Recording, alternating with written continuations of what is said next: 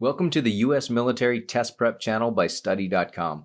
My name is Eric, Marine Corps veteran, and I'm an ASVAB test prep expert. In today's video, we'll practice computing the volume and surface area of spheres. We'll also work on solving for radius or diameter when given the surface area. This will help you prepare for the mathematics knowledge exam, which is one of the subject-specific sections of the ASVAB. Let's take a look at our first problem.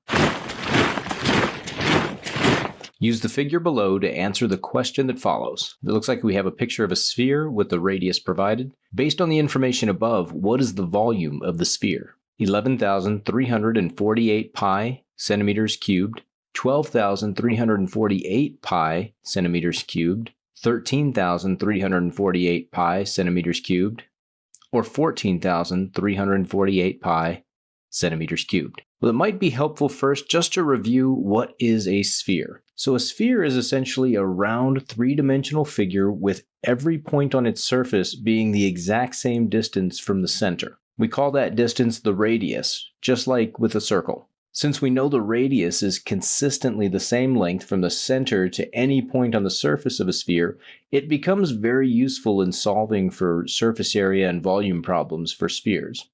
So let's start by reviewing the formula for the volume of a sphere.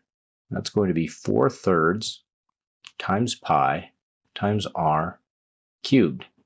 So let's see how far we can get if we just start to plug in the information we have. So let's work the problem out. 4/3 times pi, and we have the radius here, so we'll just plug that in, 21 centimeters cubed. Great, so moving right along, 4/3 pi, and we'll do the math here. 21 centimeters cubed is 9,261 centimeters cubed. So now if we take that 4/3 and multiply it times 9,261, we come to 12,348 times pi centimeters cubed. Great, so that's our volume, 12,348 pi centimeters cubed. Great job. Determine the sphere's radius if its surface area is 576 pi centimeters squared. 4 centimeters, 8 centimeters, 12 centimeters, or 16 centimeters. Well, this is another great opportunity to sort of sketch out the figure just to get ourselves oriented. And it's a sphere, so we'll kind of give ourselves this little sense that it's three-dimensional. And right directly from the center of a sphere, there is a radius, and we don't know what this is. We're trying to figure that out. So now let's start with the formula for surface area of a sphere. So surface area of a sphere is equal to 4 times pi times the radius squared. Now we don't have the radius, but we have the surface area. So let's fill in the parts we know. 576 pi centimeters squared is equal to 4 times pi radius squared. Well, now let's just work out the parts we can. We'll divide both sides by 4 pi. And 576 pi divided by 4 pi, so we'll cancel both of these sides out. The pi's cancel out, and we end up with 144 centimeters squared is equal to r squared. All right, well, to get rid of that square, we'll just take the square root of both sides, and what we end up with is 12 centimeters is equal to r. So our radius is 12 centimeters. Great job. Use the diagram below to answer the question that follows. And it looks like we have a figure of a sphere with a radius of 6 centimeters. What is the surface area of the sphere above? 36 pi centimeters squared, 144 pi centimeters squared, 288 pi centimeters squared, or 600 pi centimeters squared. All right, well, we've already got the figure, so let's just remind ourselves of the formula for surface area of a sphere is equal to 4 times pi times the radius squared. Great, so let's fill in the parts that we know. 4 pi, and we have the radius is 6 centimeters squared. Great, so let's work that out a little bit further. Surface area equals 4 times pi.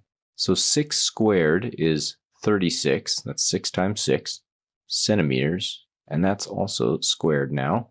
So now we'll take 4 times 36, which is 144 times pi centimeters squared. So our surface area is B, 144 pi centimeters squared. Great job. Which of the following is the sphere's diameter if its surface area has a value of 676 pi centimeters squared? 24 centimeters, 26 centimeters, 28 centimeters, or 32 centimeters? Let's take the opportunity to draw out the figure just to kind of get our head wrapped around the problem. So we'll do this dashed line here to indicate that it's a three-dimensional figure. There's our center point and our radius.